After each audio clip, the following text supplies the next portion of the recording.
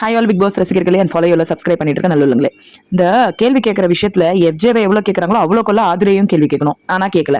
பார்வதியை வந்து சூரியனை வந்து நாய் எவ்வளோதான் குலைக்குமோ, சூரியனை பார்த்து நாய் எவ்வளோதான் குலைக்குமோ அப்படின்ற கேள்வி கேட்டாங்க. அப்போ நாய் நீ யாரை சொல்ற, யாரை நீ சூரியன் சொல்லிக்கிற, நீ தான் அமாவாசை, நீ எப்படி எல்லாரையும் சூரியன் உன்னை நீயே சூரியன் சொல்லிக்கிட்டு எல்லாரையும் நாயின்னு சொல்லுவ அப்படின்ற கேள்வி கேட்டிருக்கலாமே. வெள்ளிக்கிழமை வியானாவை வச்சிருந்துட்டு சனிக்கிழமை சாண்ட்ராவை வெளில அமைச்சிருக்கலாம். அந்த அளவு ஆக்டிங் போடுறாங்க அவங்க. சரி, ஓட்டிங்னால தான் அப்படின்னா கூட அவங்க வந்து ஒரு வீக்கெண்ட்ல மட்டும் ஒரு டாஸ்க் பண்ற மாதிரி ஒன்று பண்ணிட்டு இருக்காங்க. ஏஞ்சல் டிமாண்ட் டாஸ்க்ல வந்து வரதுக்கு முன்னாடியே அந்த டிமாண்ட் மாதிரி வச்சுன்னா பண்ணிட்டு இருக்கு சாண்ட்ரா. திவ்யாவை போட்டு வாட்டி வதக்கிது, அதான் உண்மை. சாண்ட்ராவை எப்படி ஹேண்டில் பண்றதுன்னு திவ்யாக்கு தெரியல. அதனால பிரஜன் கிட்ட கூட கேமரால அண்ணா எப்படி ஹேண்டில் பண்றதுன்னு தெரியலன்னு அழுது. அதான் வினோத்தெல்லாம் அறிவு கட்டவன்னு சொன்னதெல்லாம் சாண்ட்ராவோட ரொம்ப முட்டாள்தனம்ல. சந்தேக புத்தி to the core Sandra. Parvathi பக்கவா எங்க வந்து நெகட்டிவ் இருக்கும் அங்க வந்து பார்வதி இருப்பாங்க. அதுல வந்து டவுட்டே கிடையாது. இல்ல அந்த நெகட்டிவ் நடக்கிறதுக்கு பார்வதி தான் காரணமா இருப்பாங்க. ஆஸ் யூஷுவல் ஒரு லூப்லயே போகுது. இந்த மாதிரி சாப்பிடாம போய் அந்த கேட்டு கிட்ட உட்காந்துக்கிறதும், இவங்க மாதிரி சாப்பாடு கொண்டு வந்து பார்வதி வந்து சப்சிடைஸ் பண்றதும் இதே போயிட்டு இருக்கு. ஓகேவா?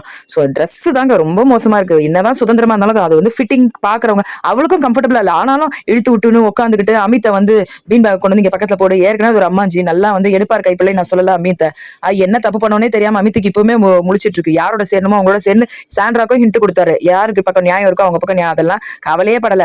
சேர்றது வந்து கெட்டதோட தான் சேரும்ன்ற மாதிரி பார்வதி பண்ற டிராமாக்கு எல்லாரும் இதுவா இருக்காங்க. பார்வதி கிட்ட ஒரு சில ஃபன் சைடு இருக்கு. அதனாலதான் அது வந்து கொஞ்சமாவது ஏதோ பாக்குற மாதிரி இருக்கே தவிர அது வந்து எப்படிதான் அதை சப்போர்ட் பண்றாங்க தெரியல. எல்லா குவிஸ், எல்லா சர்வே எல்லாத்துலயுமே அவளுக்கு வந்து நெகட்டிவா தான் இருக்கு ஃபீட்பேக்.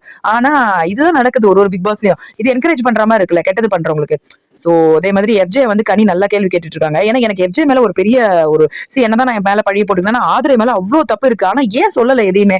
அவ வந்து ஒரு எல்லை மீறி தான் எஃப்ஜேவோட பழகுனா. பாய் ஃப்ரெண்ட் இருக்கணும் போது அப்படி பழகவே கூடாது.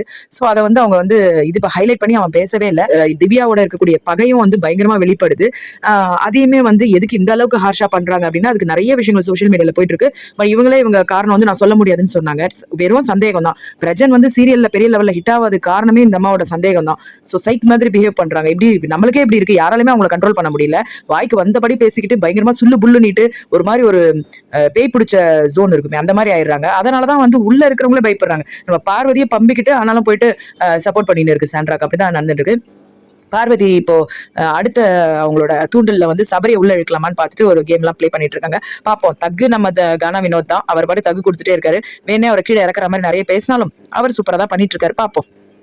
இப்படியா திவ்யாவோட கேம் பிளே வந்து எப்படி ஆக போகுதுன்னு தெரியல சாண்ட்ராவோட தாக்கத்தினால. அது பார்த்ததுக்கு இந்த அம்மாவோட பிரேக்கப் கமருதீனோட அதை வந்து கானா வினோத் ப்ராப்பரா ஹேண்டில் பண்ணிட்டு வந்தார்னா எப்பயுமே கானா வினோத் தான் வின்னர் அப்படின்றது எல்லாருக்குமே தெரியும். அவரோட அந்த ஹைப் ஆகிற விஷயத்தை கொஞ்சம் அடக்கி வச்சார்னா கண்டிப்பா நம்ம எல்லாருக்கும் மனசுக்கு பிடிச்ச கானா வினோத் டேலண்டட் பர்சன் வின் ஆவாருன்றது என்னோட நம்பிக்கை. நன்றி.